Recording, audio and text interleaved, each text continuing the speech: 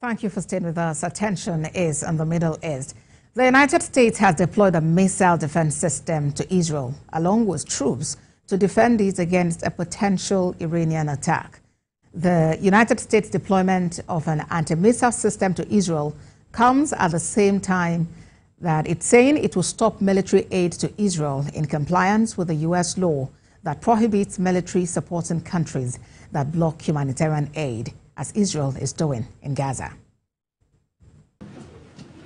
At a press briefing on Tuesday, State Department spokesperson Matthew Miller declined to say what the consequences of Israel failing to comply with U.S.'s request would be, or how this differs from an earlier unfulfilled threat by the Biden administration to withhold military aid to Israel. Obviously, we made clear when we released our report that was mandated under National Security Memorandum 20 that there are provisions under U.S. law that require us to make certain certifications, and to make those certifications, we have to see that Israel is not arbitrarily denying humanitarian assistance, making it into Gaza.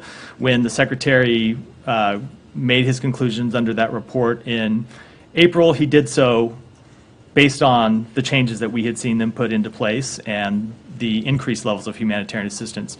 But of course, those levels of humanitarian assistance have to be sustained. In the private letter which leaked on Tuesday, U.S. Secretary of State Antony Blinken and Secretary of Defense Lloyd Austin called on Israeli Defense Minister Yoav Gallant and Minister of Strategic Affairs Ron Dermer to implement a series of concrete measures with a 30-day deadline to reverse the deteriorating humanitarian situation in Gaza. The U.S. briefly paused the delivery of thousands of bombs to Israel earlier this year, as Israeli officials planned to expand their operations in southern Gaza, but it quickly resumed and continued supplying Israel with weapons, even as it escalated its assault in Gaza and later in Lebanon. The U.S. made Thermal High-Altitude Area Defense System, an advanced missile defense system that uses a combination of radar and interceptors to thwart short, medium, and intermediate-ranged ballistic missiles, adds to Israel's already extraordinary anti-missile defenses as it weighs its response to an Iranian missile attack earlier this month. President Biden said its deployment is meant to defend Israel.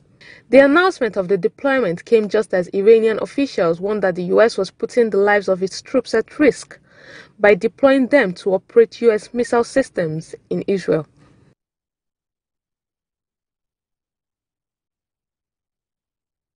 A global affairs analyst, Collins Onweke, joins me live to discuss this. Mr. Onweke, 30 days, that's the deadline given by the U.S. Do you consider this warning strong enough to compel compliance by Israel?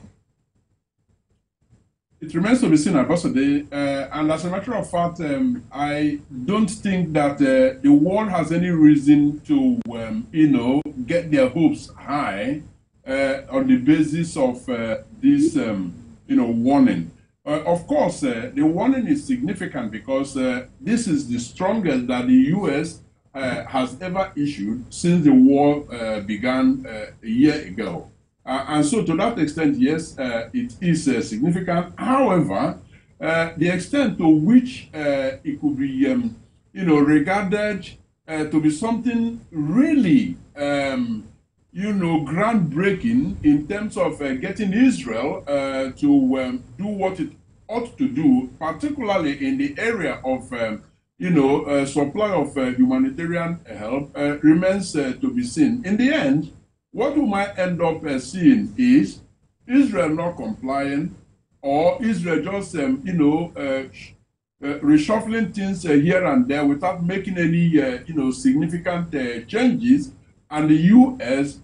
just, doing some tokenism by way of a sanction that doesn't really hurt Israel. I think the most devastating thing here is the continuous supply of arms to Israel, with which civilians are being killed. So until the U.S. is able to act in a way that hurts that, which I doubt will happen, all of these are just mere tokenism, in my opinion. Indeed, it's just as though you picked the word out of my mouth, because the U.S. has continued to provide military assistance to Israel, despite an earlier warning in the year, that it would pause on its supply of arms. So what do you think is different this time, and how seriously do you think this warning can actually be taken?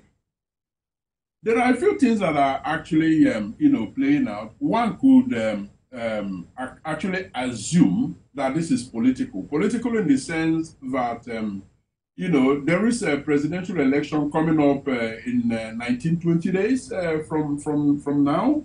And so what it means is that, the 30-day ultimatum given to Israel is not going to expire until after the election. So no action is going to be taken. However, Americans may have seen this as, a sign that the Biden administration, Biden-Harris administration, are actually doing something, whereas, it doesn't really do very much. Now, secondly, you also have to consider that Israel and the United States will continue to be allies. And the U.S. has, two goals here. One is to continue to, support Israel to be able to defend itself. It has said that nothing is going to come between them and Israel as far as that is concerned. So you see the flow of, ammunition to them, but the latest being,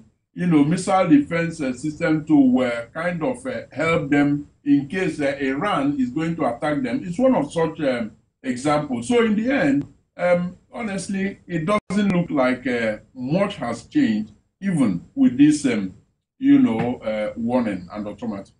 Indeed. You've mentioned, just now that the elections are just about 19 days away. I mean, they're almost here. What significant impact do you see the election have on goings-on in the Middle East? Well, I mean, policy-wise, with the warning letter sent out and the ultimatum, you can see that somehow it is beginning to affect, the election. And there is also that palpable fear that, Netanyahu might plan a retaliatory attack on Iran closer to the election as a means of actually changing perception against, Harris. Okay, it is very clear that Netanyahu supports, Donald Trump. So, in more ways than one, you can see indeed that the, ongoing war in Palestine by Israel indeed is affecting perception against, the Democrats, whose followers, whose voters actually want to see do more, get tougher, but it's a very delicate ground for the Democrats to, walk. All right, then. Global Affairs Analyst Collins Onwike, thank you for talking to us on World Now. Always a pleasure. Thank you, Boss, for having me.